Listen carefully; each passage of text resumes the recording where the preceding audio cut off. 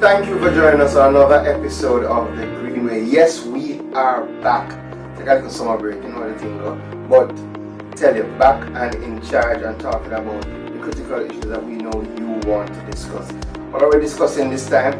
Entertainment. Boy, I said there's more politics in entertainment than in politics. I don't know, but we're finally going through.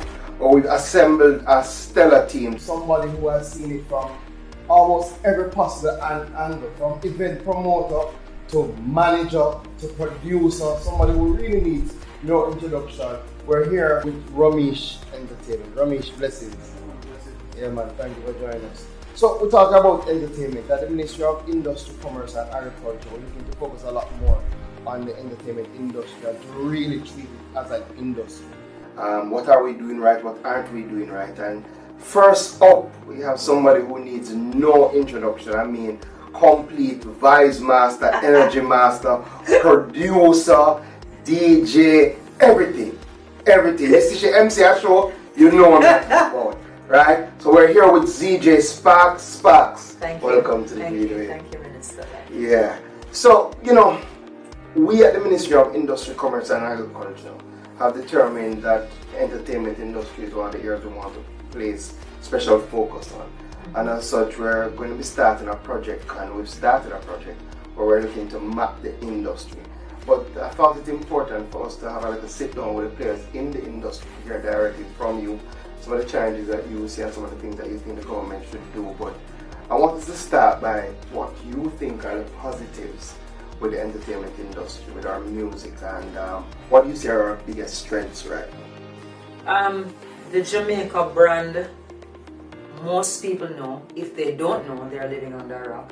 It's a very strong brand. Even our patois, you have a lot of persons who you just see that glimmer in their eye. Oh, it's a Jamaican.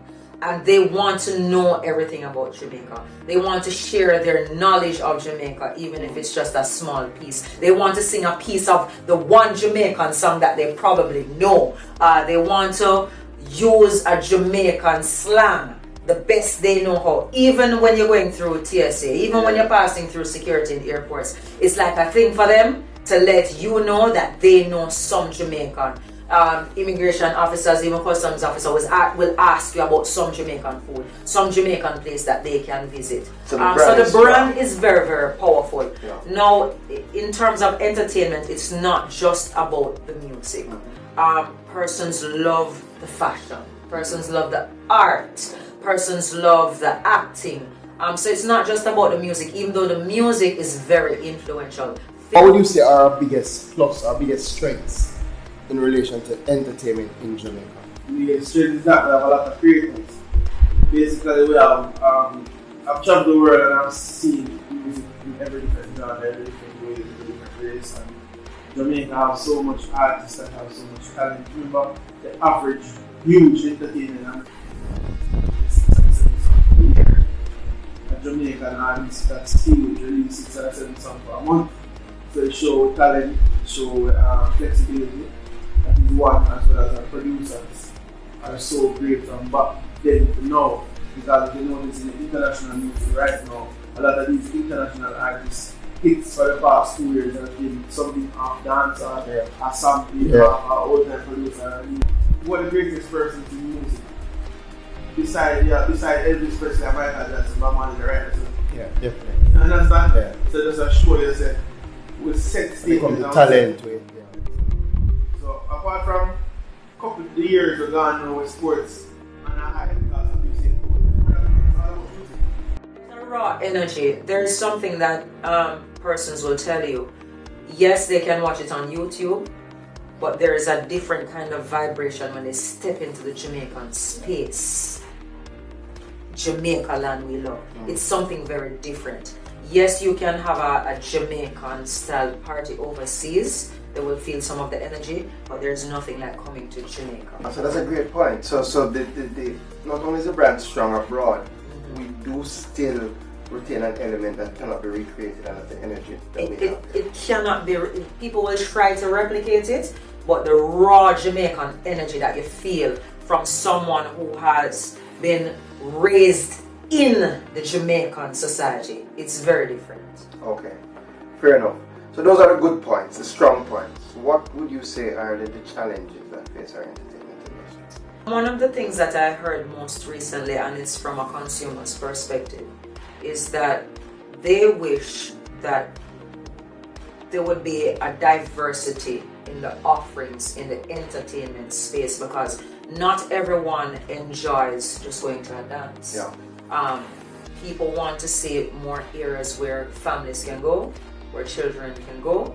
So for promoters, this is an opportunity.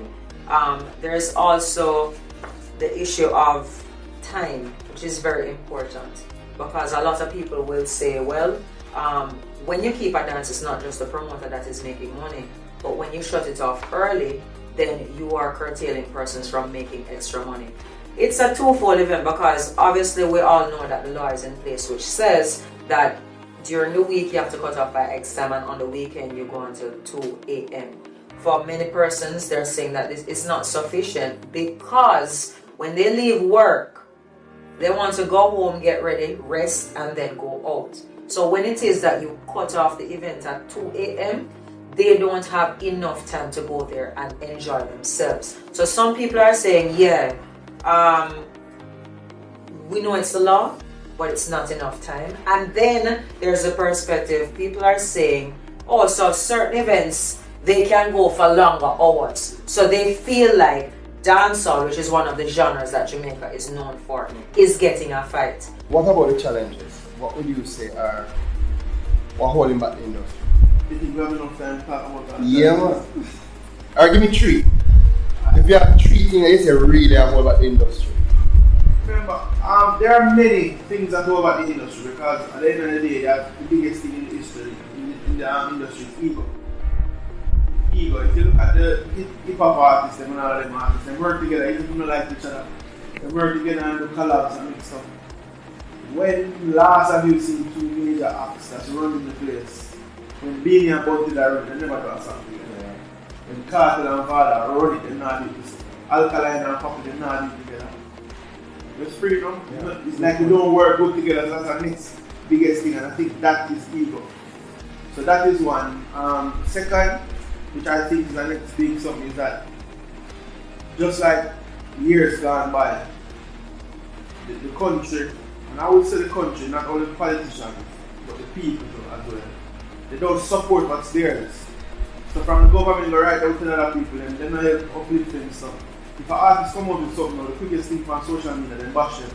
They're not trying to say, oh, you know, say you don't perform all that, but then you try to do this, or go watch some video of that, and learn, no, she's not good, she's not this, and she's not that, or you're not good, you're not this. We bash with people too much, and then the government themselves now look into something and say, alright, look here, didn't never do this, didn't never make dance, or go into the house.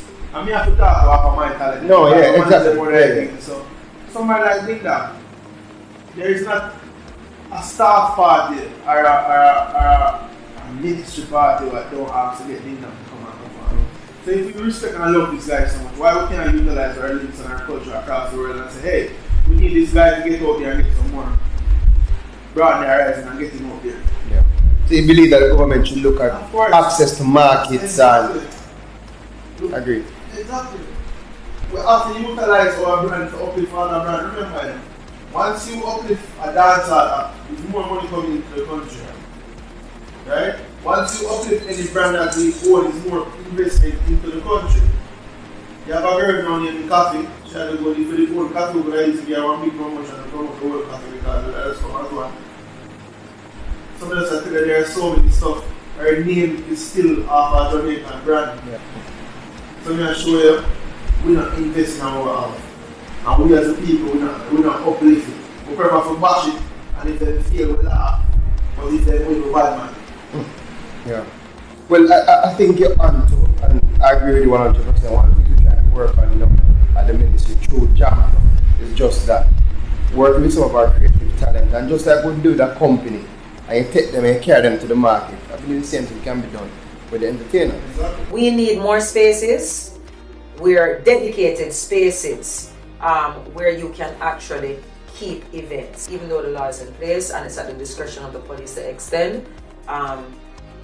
If we want to really get it to 2 o'clock, all parties have to be working on this thing together, but it has to be done in stages. You cannot have such radical changes all at once, because yes, whilst the law has been in place for a very long time, also parties would go until long.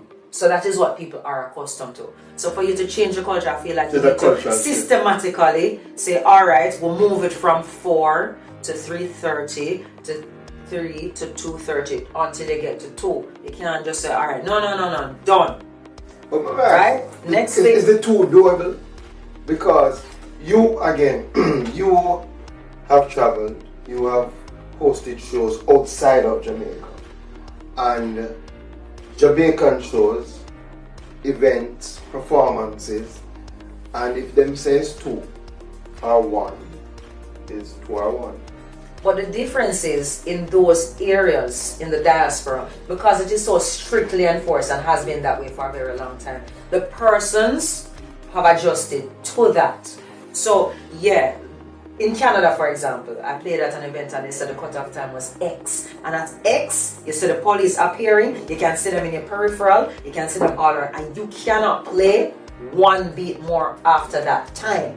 But in those areas, they are very accustomed, and it has been the tradition that you cut off at that time. Here, even though we have the law in place, because for a very long time, we've still been going for long hours. But do you think it is a part of our culture? As in, would we lose something if we were to really go to a strict enforcement of the rules? In other words, is part of what we do partying until the sun comes up? Yes, it is. It is part of what we do, because even my parents tell me that's what they used to do. That is a very long time ago. Yeah. It is a part of who we are. But I am also consciously aware that we have developments that we never used to have. Yeah. And so you have persons who, as I was saying earlier, they don't party, right? They might party, but they don't party often. And they have work or school in the morning. And so partying until the wee hours and they are being disturbed by the noise poses a problem to them.